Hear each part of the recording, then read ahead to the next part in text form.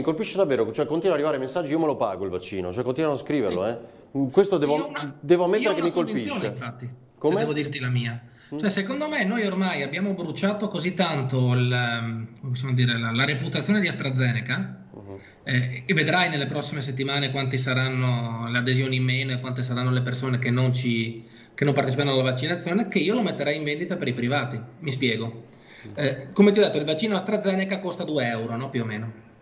E nella secondo trimestre dovrebbero arrivare 10 milioni di dosi in Italia, contro più o meno 30 milioni di Pfizer, perché ovviamente adesso abbiamo puntato più su Pfizer. Questo vaccino tu dovresti metterlo in vendita, soprattutto per quanto riguarda solo AstraZeneca, parlo, alla sanità privata, farlo pagare anche 50 euro contro un costo di 2 euro, perché così sceglie chi vuole scegliere se lo compra e se lo fa. Con questi 50 euro, 20 euro restano ovviamente alla sanità privata che ti mette a disposizione la struttura, quegli altri 30 euro compri Pfizer e Moderna.